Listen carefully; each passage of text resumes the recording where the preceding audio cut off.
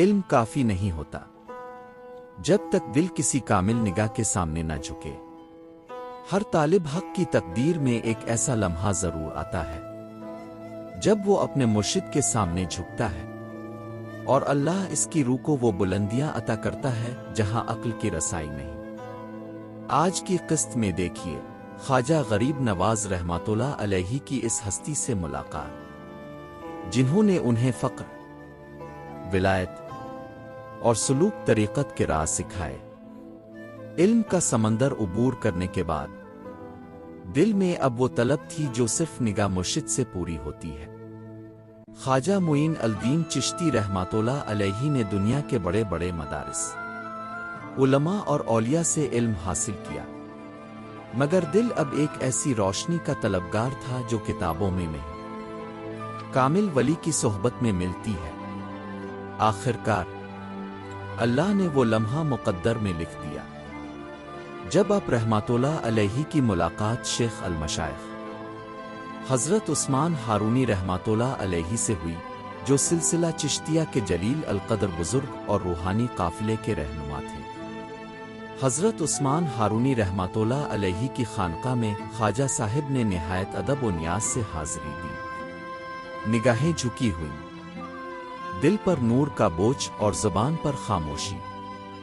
حضرت ہارونی نے جب آپ کو دیکھا تو ایک لمحے کو مسکرائے اور فرمایا، آ گئے ہو، تمہیں ہی تو ہم تلاش کر رہے تھی۔ یہ جملہ صرف الفاظ نہ تھے، یہ بشارت تھی کہ مرشد نے مرید کو پہچان لیا تھا۔ خواجہ صاحب نے بیعت کی طلب کی۔ حضرت عثمان ہارونی رحمۃ اللہ علیہ نے آپ کا ہاتھ تھاما، اور وہ لمحہ آیا جب دل کے دروازے روشن ہوئے، باطن روشن ہوا، اور ایک نئی روحانی زندگی کا آغاز ہوا۔ آپ رحمۃ اللہ علیہ کو خلافت عطا ہوئی اور طریقت کے تمام اسرار سکھائے گئے۔ اس کے بعد کئی سال تک خواجہ معین الدین چشتی رحمۃ اللہ علیہ حضرت ہارونی رحمۃ اللہ علیہ کے ہمراہ رہے۔ ہر مقام پر خدمت، ہر سفر میں صحبت، ہر لمحے میں ادب۔ یہی تھا وہ مجاہدہ جس نے آپ رحمۃ اللہ علیہ کو غریب نواز بنانے کی بنیاد رکھی۔ آپ نے 40 دن کا چلہ بھی مرشد کے حکم سے ادا کیا، ایک تاریک کوٹری میں جہاں صرف ذکر تھا، آنسو تھے، اور دل کی گہرائیوں سے اللہ کی پکار۔ کہا جاتا ہے اس چلے کے دوران ایک شب آپ پر ایسا نور نازل ہوا کہ خانقاہ کے در و دیوار جگمگا اٹھے، اور حضرت عثمان ہارونی رحمۃ اللہ علیہ نے فرمایا، آج تم صرف ہمارے مرید نہیں، ہمارے نائب ہو۔ مرشد کے حکم پر ایک بار خواجہ صاحب کو ایک گاؤں بھیجا گیا۔ وہاں کے لوگ سخت مزاج، دین سے دور اور اولیاء سے نفرت کرنے والے تھے۔ جب آپ وہاں پہنچے تو لوگوں نے بات تک نہ کی۔ خواجہ صاحب رحمۃ اللہ علیہ نے نہ کوئی خطاب کیا، نہ دلیل دی، صرف رات کے وقت ایک ویران درخت کے نیچے بیٹھے اور اللہ کا ذکر کرتے رہے۔ چند راتیں گزری اور اس ویران درخت سے پھول کھلنے لگے۔ لوگ حیران ہوئے اور جمع ہونے لگے۔ ایک بوڑھی عورت بولی، یہ درخت تو سوکھ چکا تھا، اب کیسے کھلنے لگا؟ کسی نے کہا، اس درویش کی وجہ سے جو خاموشی سے بس اللہ کو یاد کرتا ہے۔ لوگوں کے دل پگھلنے لگے۔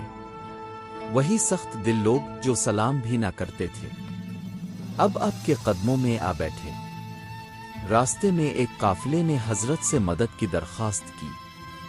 ان کا ایک نوجوان لڑکا کئی دن سے لاپتہ تھا۔ حضرت نے نہ کوئی سوال کیا، نہ شور، بس آسمان کی طرف دیکھا اور فرمایا، جس کی تلاش ہے وہ جلد تمہیں ملے گا۔ چند ہی گھنٹوں میں وہ نوجوان قافلے سے کچھ فاصلے پر خود چلتا ہوا واپس آ گیا۔ سب نے حضرت کو سلام کیا اور ان کے ساتھ سفر کی دعائیں لیں۔ ایک سخت مقام پر جب پانی ختم ہو گیا اور ظہر کا وقت قریب تھا، حضرت نے ایک چھوٹے پتھر کو ہاتھ سے چھوا اور وہاں سے ایک چشمہ جاری ہو گیا۔ قافلہ وہیں رکا۔ वज़ू किया, नमाज अदा की और दिलों में हजरत की विलायत के कायल हो गए। हजरत अब एक नया रास्ता चुन चुके थे, वो रास्ता जिसका इख्तिताम अजमीर में होना था, मगर इससे पहले रूहानी समंदर की दो बुलंद लहरें बाकी थीं, मक्का और मदीना। आपके कदम अब मुकम्मल तौर पर अल्लाह के रास्ते पर हो चुके थे। ना वापसी का ख्याल, ना दुनिया की तलब, सिर्फ दिल में एक आवाज थी, रब का दीन, मुस्तफ़ा का पैगाम और रूहों की निजात। यही अब मुईन अल दीन की जिंदगी है। बैअत सिर्फ रस्म नहीं, दिल का झुकाव और रूह की तब्दीली है।